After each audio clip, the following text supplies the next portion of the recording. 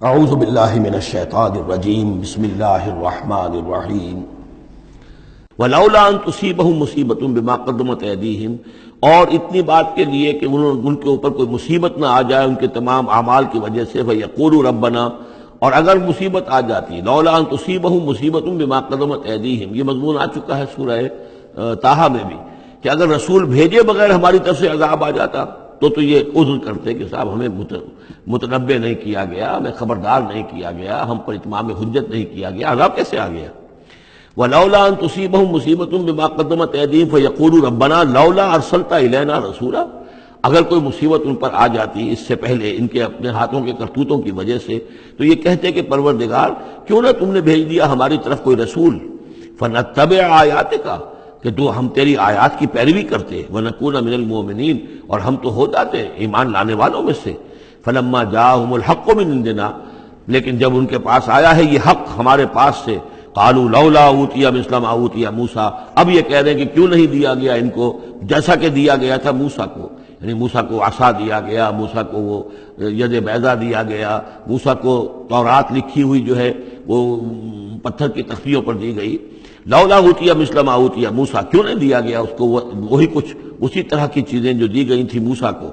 اولم یکفروا بما اوتي موسیٰ من قبل، تو جو کچھ موسیٰ کو دیا گیا تھا پہلے، کیا اس کے ساتھ لوگوں نے کفر نہیں کیا تھا؟ کیا ان آیات کو دیکھ کر فرعون ایمان لے آیا تھا؟ کیا اس کی پوری قوم ایمان لے آئی تھی؟ کیا وہ ہلاک نہیں ہو گئے تھے؟ قالوا سحران تظاہرا، انہوں نے یہ کہا کہ یہ تو دو جادو ہیں، دو جادو ہیں جنہوں نے آپس میں ایکا کر لیا ہے۔ ایک تو یہ کہ اس سے خیال ہوتا ہے کہ اس سے مراد یہ ہے کہ حضرت موسیٰ اور حضرت ہارون دونوں کو سحران، یعنی ساحر کی بجائے کہا گیا یہ مجسم سحر ہیں، یہ دو سحر ہیں جنہوں نے گٹھ جوڑ کر لیا ہے ہمارے خلاف۔ لیکن یہ کہ اصل میں دوسری رائے یہ ہے کہ یہ اصل میں اب قول ہے مکے والوں کا، کہ وہ یہ کہہ رہے ہیں کہ یہ دو جادو ہیں۔ جادو کون سے ہیں؟ ایک یہ قرآن جو محمد ہمارے سامنے پیش کر رہے ہیں، اور ایک تورات کہ جو اس سے پہلے موجود ہے، یہ دو جادو ہیں اور ان کا آپس میں گٹھ جوڑ ہے، اور یہ لوگ ایک دوسرے کی تائید کر رہے ہیں۔ قرآن جو ہے تائید کر رہا ہے تورات کی، موسیٰ کی، اور وہ موسیٰ اور دوسری کتاب جو ہے اس میں نشانیاں ہیں اور پیشن گوئیاں ہیں قرآن کی اور محمد کی صلی اللہ علیہ وسلم۔ تو سحران تظاہرا وقالوا انا بکل کافرون، ان کا کہ ہم تو دونوں کے انکار کر رہے ہیں، ہم نہ تورات کو مانتے ہیں اور نہ قرآن کو مانتے ہیں۔ قل فاتوا بکتاب من اللہ هو اہدی منہما، اب یہاں وہ بات بالکل واضح ہو گئی، یہاں مراد دو کتابیں ہیں۔ تو اے نبی ان سے یہ کہیے اچھا پھر کوئی اور کتاب لاؤ جو اللہ کی طرف سے آئی ہو، جو ان دونوں سے زیادہ ہدایت دینے والی ہو۔ اگر تورات کو بھی تم نہیں مانتے، اگر تم قرآن کو بھی نہیں مانتے، تو لاؤ نہ کوئی اور کتاب کو اللہ نے نازل کی ہو جو ان دونوں سے اہدا ہو، زیادہ ہدایت والی ہو۔ اہدا منہما اتبعہ، میں اس کی پیروی کروں گا ان کنتم صادقین، اگر تم سچے ہو۔ یعنی یہ بات نوٹ کر لیجئے، یہ ایسی ہی ہے جیسے ایک جگہ آیا ہے قل ان کان للرحمن ولد فانا اول العابدین، آگے چل کر آ جائے گی یہ آیت کہ اگر رحمان کا واقعی کوئی بیٹا ہوتا تو سب سے پہلے میں پوچھتا اس کو۔ جب میں رحمان کی بندگی کرتا ہوں، رحمان کی پرستش کرتا ہوں، رحمان کو پوچھتا ہوں، تو اگر واقعی اس کا کوئی بیٹا ہوتا تو میں کیوں نہ پوچھتا۔ اسی طریقے سے اگر کوئی اور کتاب ہوتی تورات اور قرآن سے بڑھ کر ہدایت دینے والی تو میں اس کی پیروی کروں گا۔ میرے اندر تو کوئی عصبیت نہیں ہے کہ کسی ایک ہی چیز کو لے کر میں بیٹھ رہا ہوں، جو بھی اللہ کی طرف سے ہدایت نامہ ہے۔ فَإِن لَّمْ يَسْتَجِيبُوا لَكَ، تو اے نبی اگر یہ لوگ پھر آپ کی بات کو قبول نہ کریں، آپ کی اس دلیل کو تسلیم نہ کریں، فَاعْلَمْ، تو جان لیجئے انما یتبعون اہواءہم، کہ یہ لوگ صرف پیروی کر رہے ہیں اپنی خواہشات کی۔ ومن اضل ممن اتبع ہواہ، اور اس شخص سے بڑھ کر گمراہ اور بھٹکا ہوا کون ہوگا جو اپنی خواہش نفس کی پیروی کر رہا ہو، بغیر ہدی من اللہ، بغیر اس کے کہ اس کے پاس اللہ کی طرف سے کوئی ہدایت نامہ ہو، اللہ کی طرف سے کوئی ہدایت اور رہنمائی ہو۔ ان اللہ لا یہدی القوم الظالمین، یقیناً اللہ تعالیٰ ایسے ظالم قوم کو ہدایت نہیں دیتا۔ وَلَقَدْ وَصَّلْنَا لَهُمُ الْقَوْلَ لَعَلَّهُمْ يَتَذَكَّرُونَ، اور ہم پے بپے بھیجتے رہے اپنے رسول، اور ان کے لیے ان کی دعوت آتی رہی تاکہ یہ نصیحت اخذ کریں۔ اور یہاں وصلنا سے مراد خاص طور پر سحران تظاہرہ بھی ہو سکتا ہے، کہ یہ ایک سلسلہ ہے، سلسلۃ الذہب ہے، اس کے اندر وصل ہے، یہ جڑے ہوئے ہیں۔ یہ تورات اور زبور اور انجیل اور قرآن، یہ تو اصل میں ایک ہی سنہری زنجیر کی کڑیاں ہیں۔ وَلَقَدْ وَصَّلْنَا لَهُمُ الْقَوْلَ، ہم نے اپنی اس بات کو، اپنی ہدایت کو، اپنی وحی کو اس طریقے سے جوڑا ہے ایک زنجیر کی شکل میں تاکہ یہ لوگ اس سے نصیحت اخذ کریں۔ الذین آتیناہم الکتاب من قبلہ ہم بہ یؤمنون، اور جن لوگوں کو ہم نے اس سے پہلے قرآن سے پہلے کتاب دی تھی ان میں بھی وہ لوگ ہیں کہ جو اس پر ایمان رکھتے ہیں، جو دل سے مانتے ہیں کہ یہ اللہ کا کلام ہے۔ وَإِذَا يُتْلَىٰ عَلَيْهِمْ قَالُوا آمَنَّا بِهِ، اور جب انہیں یہ پڑھ کر سنایا جاتا ہے قرآن مجید وہ کہتے ہیں ہم اس پر ایمان لائے۔ اِنَّهُ الْحَقُّ مِن رَّبِّنَا، یقیناً یہ ہمارے رب کی طرف سے حق ہے۔ اِنَّا كُنَّا مِن قَبْلِهِ مُسْلِمِينَ، ہم تو اس سے پہلے ہی اسلام لا چکے ہیں، یعنی ہم تو اس بات کو پہلے ہی تسلیم کر چکے ہیں۔ اولئک یؤتون اجرہم مرتین، یہ وہ لوگ ہیں جنہیں ان کا اجر دیا جائے گا دوہرا، دو مرتبہ،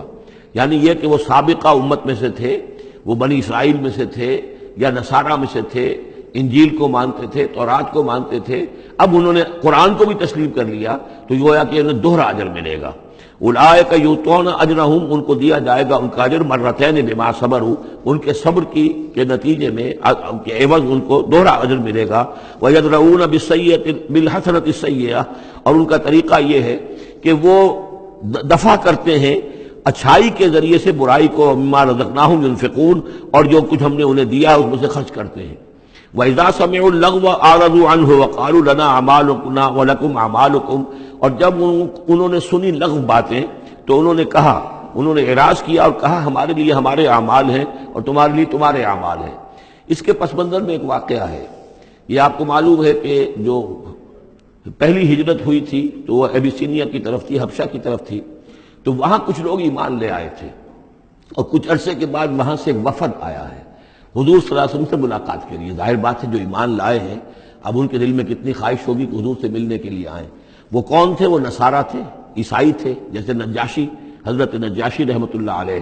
ہم انہیں صحابی نہیں مان سکتے اس لیے کہ حضور سے ملاقات نہیں ہوئی، لیکن تابعی تو ماننا پڑے گا کہ حضور کے صحابہ کو انہوں نے دیکھا ہے۔ یہ جتنے بھی صحابہ گئے تھے مکے سے ہجرت کر کے تو ان کو چونکہ دیکھا، لہٰذا تابعی ہیں، ہم ان کے لیے رضی اللہ عنہ نہیں کہتے بلکہ ہم رحمۃ اللہ علیہ کہتے، تابعین میں سے۔ ان کی نماز جنازہ حضور نے غائبانہ نماز جنازہ صرف ایک ہے جو حضور نے پڑھائی ہے اور وہ حضرت نجاشی کی ہے۔ بہرحال وہاں سے جو پھر ایک وفد آیا تھا حضور سے ملاقات کے لیے، جب یہ لوگ آئے مکے میں تو مکے والوں نے ان کو استہزاء بھی کیا، مذاق بھی ہوا، دیکھو ان پاگلوں کو، بے وقوفوں کو، ان کے پاس کتاب بھی تھی، یہ تو ان سے بہتر تھے، اب یہ محمد پہ ایمان لے آئے ہیں، یہاں پر آئے ہیں، استہزاء بھی کر رہے تھے، تمسخر بھی کر رہے تھے۔ تو اس پر انہوں نے کہا کہ دیکھیے ہمارا آپ سے کوئی سروکار نہیں، آپ کے لیے آپ کے اعمال، ہمارے لیے ہمارے اعمال، ہم پہلے بھی حق پر تھے اور جب یہ نیا حق ہمارے سامنے آیا ہے دی قرآن، ہم اس پر بھی ایمان لے آئے ہیں۔ تو یہ ان کا معاملہ ہے۔ وَإِذَا سَمِعُوا اللَّغْوَ، جب انہوں نے وہ لغو باتیں سنی جو کہ مکے کے لوگ جو ہیں ان کے ساتھ کر رہے تھے،